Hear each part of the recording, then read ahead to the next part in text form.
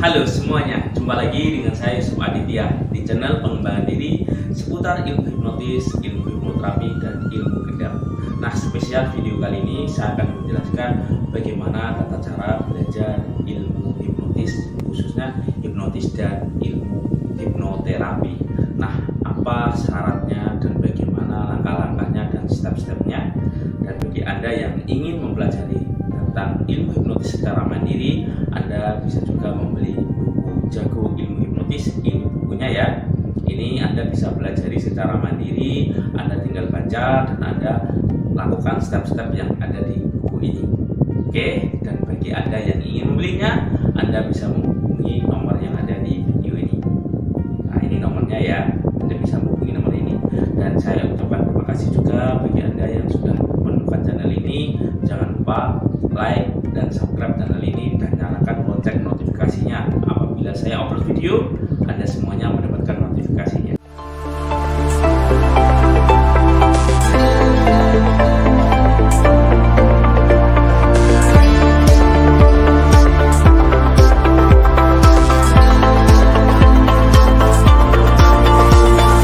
Assalamualaikum warahmatullahi wabarakatuh. Nah, kesempatan video kali ini saya akan menjelaskan step by step bagaimana tata cara belajar ilmu hipnotis. Nah, kebanyakan orang masih bingung apakah ilmu hipnotis itu menggunakan mantra, doa, atau energi, atau hal mistik lainnya. Nah, ingat, belajar ilmu hipnotis khususnya di hipnotis modern, nah ini tidak ada yang namanya doa atau mantra ya. Jadi memang murni menggunakan seni komunikasi. Nah, seni komunikasi ini di khususnya ilmu hipnotis lebih ke komunikasi secara verbal ya. Jadi bicara seperti ini. Yang kedua, ada yang namanya seni komunikasi secara non verbal. Nah, verbal itu apa? Yaitu sebuah kalimat tertentu yang digunakan untuk menghipnotis seorang. Contohnya kalimatnya itu seperti ini ya. Untuk orang yang saya sentuh, dengarkan sugesti saya, dengarkan perintah saya. Nah, itu juga bagian dari seni komunikasi secara verbal ya. Itu adalah kalimat hipnotis. Jadi ada ngomongnya, ada step by stepnya. Yang kedua, tentang komunikasi secara non verbal. Nah, komunikasi secara non verbal itu adalah sebuah komunikasi menggunakan bahasa tubuh. Bahasa tubuh ini lebih ke gimana Anda membuat tubuh Anda, sikap Anda, karakter Anda seperti apa, itu semuanya ada ya. Jadi ini wajib ditata. Nah, ketika Anda menghipnotis orang lain, Anda banyak ketawa, cengengesan, nah yang terjadi apa? Otomatis orang lain juga akan sulit Anda untuk hipnotis karena orang lain itu tidak percaya kepada Anda, bahasa tubuh Anda itu meragukan. Nah, ini tentang kekuatan bahasa tubuh. Dua komunikasi ini bagi pemula ini wajib dilatih dan wajib dilakukan apabila Anda ingin menguasai ilmu hipnotis. Nah, bagaimana Mas agar bahasa ini bisa terserap sempurna ke dalam diri kita ketika kita mau menghipnotis orang lain? Nah, syarat utama ketika Anda menerapkan bahasa ini, Anda wajib melakukan yang namanya percaya diri. Anda wajib percaya kepada diri Anda sendiri, wajib yakin kepada diri Anda sendiri. Kenapa? Ketika Anda tidak yakin, maka ketika Anda berbicara, ketika bahasa tubuh Anda, ekspresi Anda itu juga tidak kelihatan meyakinkan. Jadi orang tidak percaya, diri Anda sendiri tidak yakin kok dengan diri Anda, bagaimana orang lain bisa yakin kepada Anda? Nah, ini wajib dilatih dan wajib diprogram. Nah, di sini saya akan bocorkan salah satu teknik yang bisa Anda latih agar Anda bisa percaya diri, lebih semangat, lebih powerful, yaitu Anda bisa lakukan yang namanya afirmasi. Nah, afirmasi itu seperti apa Mas Yusuf? Afirmasi itu seperti apa? Saya belum paham. Nah, afirmasi adalah sebuah teknik rangkaian sugesti yang digunakan untuk memprogram pikiran bawah sadar kita sehingga mempengaruhi perilaku kita. Nah, sugesti dalam ilmu hipnotis untuk memprogram diri kita bisa tanamkan seperti ini. Semakin hari semakin percaya diri, semakin hari semakin powerful, semakin hari semakin luar biasa. Aku adalah pribadi yang bijaksana, aku adalah master hipnotis, aku mampu menghipnotis orang lain dengan mudah, dan aku mampu menghipnotis orang lain dengan simpel, singkat. Nah, Anda coba lakukan itu, ucapkan semakin hari semakin percaya diri. Nah, ini dilakukan setiap hari ya. Ketika Anda mau tidur, bangun tidur, Anda coba ucapkan itu. adalah sebuah penanaman sugesti atau auto hipnotis. Jadi hipnotis otomatis yang kita program ke dalam pikiran bawah sadar kita, sehingga program tersebut bisa tertanam, akan mempengaruhi namanya perilaku kita, sehingga kita lebih percaya diri ketika berbicara dengan kalimat hipnotis. Kalimat kita memiliki namanya power. Begitu juga bahasa tubuh kita juga mengatakan yang namanya kepercayaan diri, jadi gagah atau karisma. Nah, ini pondasi awal apabila Anda ingin mempelajari ilmu hipnotis. Dari yang sudah saya sebutkan tadi, Anda coba latih sikap Anda, bahasa tubuh Anda bisa afirmasi. Ini untuk membentuk yang namanya karakter Anda. Ingat, karakter penghipnotis itu harus powerful. Sebelum Anda memahami prosedurnya, sebelum saya sampaikan itu, Anda wajib tahu dulu bagaimana syarat utama belajar ilmu hipnotis. Ilmu hipnotis ini tanpa yang namanya doa atau mantra ya, memang menggunakan bahasa tubuh, memahami seni psikologi seseorang, memahami cara kerja pikiran. Oleh karena itu, Anda wajib memahami diri Anda sendiri dulu. Pahami, apakah saya sudah paham, apakah saya sudah percaya diri, apakah kalimat saya sudah benar, apakah bahasa tubuh saya sudah benar. Bayangkan ketika Anda menghipnotis orang lain dengan penuh keraguan, cengengesan, penuh ketawa dan tidak jelas seperti itu, maka orang lain juga tidak bisa terpengaruh. Jadi paling utama adalah Anda wajib yang namanya percaya diri, menata seni komunikasi Anda, baik bahasa tubuh Anda, itu semuanya wajib Anda tata. Nah, ketika Anda menata itu, maka secara otomatis kemampuan hipnotis Anda bisa melakukan namanya step selanjutnya. Nah, induksi yang pertama saya kira adalah induksi cepat. Nah, induksi cepat biasanya ketika Anda sudah memahami karakter orang tersebut, sudah mengetahui orang ini cocok digunakan induksi seperti ini, langkahnya, stepnya. Nah, Anda bisa lakukan namanya induksi cepat. Anda bisa aja salaman. Setelah orang itu sudah fokus, sudah yakin kepada Anda, sudah mengikuti step by stepnya, Anda aja salaman, fokus kepada mata Anda. Itu ada goyang-goyang, tarik nafas, hembuskan, tarik nafas, hembuskan. Seperti video-video yang sudah saya upload di video ini, silakan Anda simak ya, silakan Anda lihat. Nah, saya itu disuruh tarik nafas, hembuskan, tarik nafas, hembuskan, baru Anda tarik. Nah, ketika Anda tarik, baru Anda katakan tidur. Nah, itu adalah proses yang namanya induksi. Nah, selain itu juga Anda bisa lakukan yang namanya induksi relaksasi progresif ya, yaitu relaksasi secara bertahap. Jadi ketika orang itu sudah yakin, sudah mengikuti instruksi yang Anda berikan, nah Anda bisa lakukan yang namanya relaksasi. Bisa tanya seperti, Bu, ada masalah, ada problem atau ada apa? Oke, saya bantu relaksasi Bu ya, biar bisa menenangkan. Pak atau sahabat Anda bebas, tergantung dari Anda mau bertanya kepada siapa. Nah, lakukan yang namanya teknik relaksasi.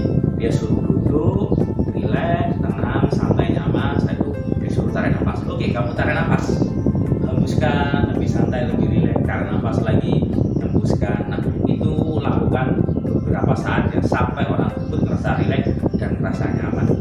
Nah, ketika orang tersebut merasa rileks dan nyaman, nah di teknik induksi ini di ilmu hipnotis adalah ilmu tentang membuat orang lain itu trans atau masuk kondisi pikiran bawah sadar. Di dalam ilmu hipnotis ada 4 gelombang otak. Nah, ini wajib Anda pahami juga ya.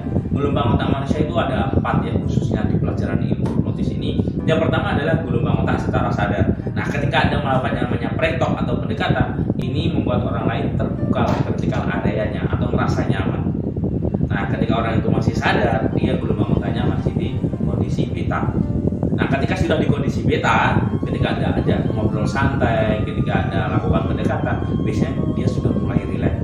Atau nanti gelombang otaknya dia turun ke kondisi gelombang otak ke alfa. Alfa itu seperti akhirnya Anda mendengar musik, santai, enak, nyaman. Ini adalah kondisi alfa. Nah, ketika Anda melakukan itu, gelombang otak sudah mulai turun, otomatis ketika area sudah mulai lemah atau kesadarannya sudah mulai lemah, baru Anda lakukan yang namanya proses induksi. Baru Anda katakan tidur semakin lelap, semakin lelap, semakin lelap. Nah, ketika Anda katakan tidur semakin lelap, semakin lelap, semakin lelap, dan semakin nyaman, nah itu adalah proses penurunan gelombang otak atau bisa disebut juga dengan yang namanya deepening. Deepening adalah proses dari kondisi sadar menuju kondisi rileks sehingga masuklah kondisi hipnotis. Anda bisa lakukan yang namanya tidur semakin lelap itu adalah induksi. Setelah itu baru ada lakukan yang namanya semakin rileks, semakin nyaman, semakin lelap, semakin santai. 1, 2, 3 semakin santai dan semakin nyaman. Itu adalah proses membawa orang memasuki kondisi hipnotis. Nah, ketika itu sudah masuk kondisinya, sudah rileks, sudah santai, nah baru Anda cek yang namanya kalibrasi. Anda lihat apakah orang ini sudah terhipnotis apa belum, sudah memasuki kondisi trance apa belum. Nah, trance di dalam gelombang otak itu terdiri dari alfa sama theta ya. Kalau tidur itu delta. Jadi orang yang kita hipnotis itu memasuki kondisi bukan tidur ya, tapi kondisi trance. Jadi ciri-ciri trance adalah gelombang otaknya. Nah, ciri-ciri gelombang otak turun itu seperti apa, Mas? Ya, tubuhnya santai, rileks seperti halnya orang tidur. Jadi santai, nyaman seperti itu. Misalnya seperti ini, berarti otomatis dia nyaman, santai. Seperti halnya orang tidur. Seperti itu. Nah, setelah itu Anda cek seperti sudah orang tidur apa belum, pernafasannya seperti apa, pernafasannya itu seperti apa. Anda lihat orangnya, Anda lihat ciri-ciri fisiknya, Anda angkat tangannya sudah lemas apa belum, Anda lihat semuanya.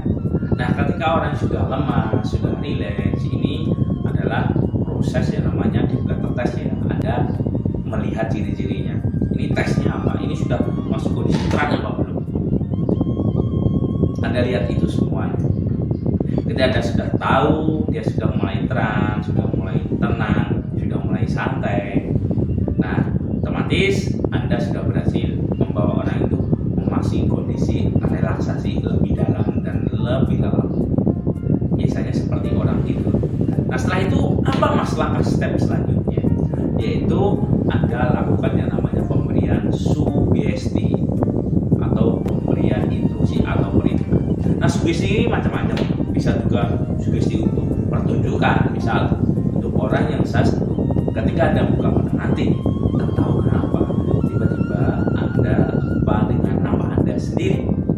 Nah, bila mengerti anggukan kepala, ini contoh sugesti permainan lupa nama. Jadi nanti kita sugestikan seperti itu. Untuk orang yang saya sentuh, sekarang dengarkan perintah saya. Ketika Anda buka mata nanti, tanpa disadari dan disadari tanpa alasan yang jelas, tiba-tiba Anda lupa nama Anda sendiri. Nah, itu contoh sugesti lupa nama. Baru 1, 2, 3 sekarang buka mata Anda. Jadi kalau sudah buka mata, kita tanya. Oke, nggak terjadi apa-apa ya, santai ya, rileks ya. Biasanya orangnya seperti kondisi sadar seperti ini. Padahal itu masih kondisi pikiran bawah sadar. Karena belum kita lakukan namanya pernormalan ya. Biasanya ketika buka mata ya seperti orang sadar. Tapi padahal ketika larinya sudah terbuka, sugesti kita tertanam di dalam pikiran bawah sadar itu. Baru kita tanya siapa namanya. Biasanya orang tersebut akan kesulitan atau kebingungan menyebutkan namanya. Siapa Mas namanya? Siapa Mas namanya? Nah, biasanya dia siapa ya namanya? Siapa ya namanya? Biasanya seperti itu. Dia kayak orang linglung gitu.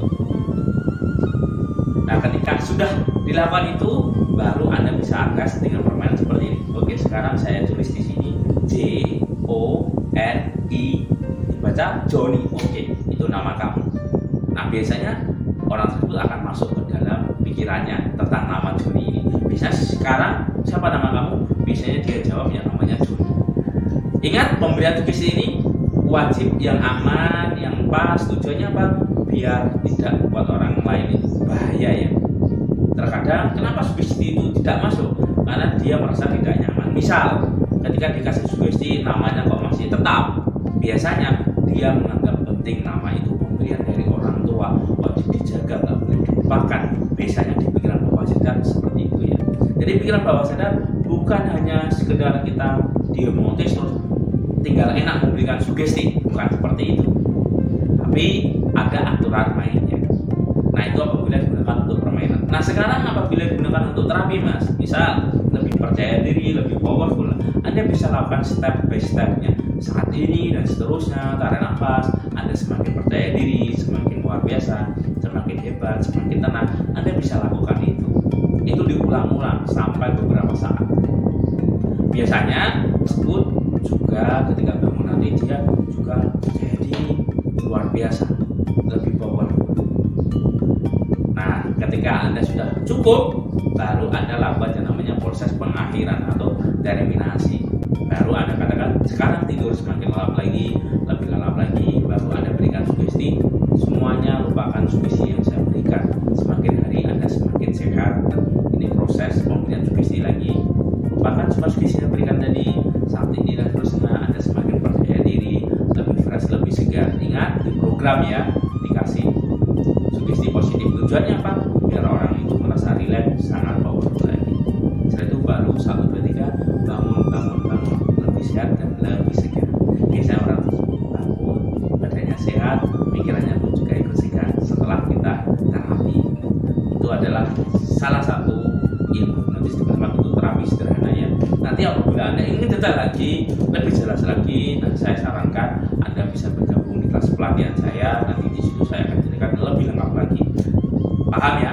Nah, seperti itulah ketika kita mau hipnotis orang lain, Anda bisa lakukan yang namanya step-step yang saya berikan tadi. Nah, ketika sudah selesai, baru Anda katakan penormalan. Untuk orang yang tertentu saat ini terusnya Anda bangun jauh lebih sehat dan jauh lebih segar. Ini adalah proses terminasi atau proses pengakhiran. Nah, ketika Anda melakukan proses pengakhiran, yang wajib Anda lakukan adalah berikan dia bertahap. Jangan tergesa-gesa. Kenapa? Ketika tergesa-gesa, samanya nanti orangnya menjadi pusing kepalanya, menjadi pusing atau gak enak seperti itu. Kenapa? Seperti ini penjelasannya. Seperti di awal tadi tentang gelombang otak. Gelombang otak ada 4: beta, alfa, theta, delta. Nah, ketika orang di bawah kondisi trans itu samanya seperti orang tidur ya. Tapi bukan tidur, karena gelombang otaknya masih di theta. Jadi ketika Anda bangun cepat-cepat, maka biasanya dia terjadi pusing. Samanya ketika Anda tidur, belum siap bangun, belum kembali 100%, Anda langsung berjalan. Yang terjadi apa? Otomatis pusing. Nah, begitu juga orang yang Anda hipnotis. Jadi ketika Anda membangunkannya, Anda wajib membangunkannya secara pelan, secara santai. Gerakan kaki Anda pelan, gerakan tangan Anda pelan, tarik nafas, hembuskan, tarik nafas, hembuskan, lebih fresh dan lebih segar, lebih powerful, tarik nafas lagi, hembuskan. Jadi wajib seperti itu, bertahap, jangan tergesa-gesa. Karena ilmu hipnotis ini bukan ilmu perlombaan ya, tapi ilmu tentang skill, tentang komunikasi, tentang pengetahuan bagaimana kita mempengaruhi orang lain. Nah, ketika Anda melakukan step-step yang saya berikan tadi, maka bisa dipastikan Anda bisa menghipnotis orang lain dengan mudah, dengan simple, dengan powerful.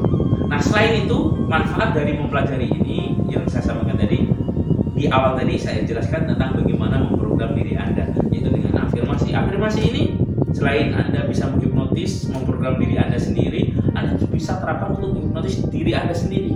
Agar apa? Lebih powerful lagi. Bangun tidur Anda ucapkan semakin hari semakin sehat, semakin powerful, rezeki semakin lancar. Bisa juga Anda kembangkan ke sana. Bisa juga untuk aku adalah ahli hipnotis, ahli mempengaruhi, bisa menghipnotis orang dengan mudah.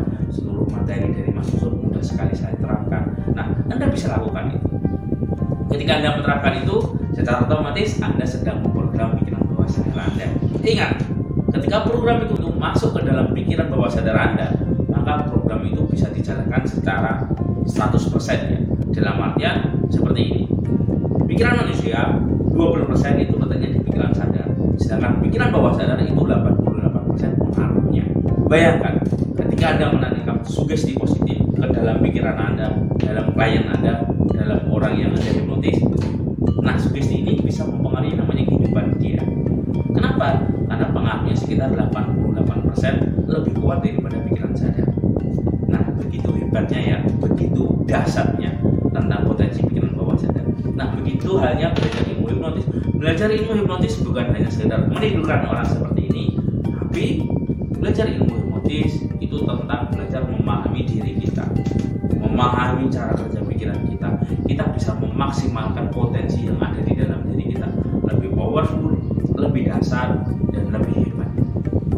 Nah, ini adalah manfaat-manfaat tentang belajar ilmu hipnotis. Bukan hanya sekedar menidurkan orang sering yang kita lihat di YouTube, di TikTok, atau di Instagram jadi buat permainan yang nggak jelas seperti itu.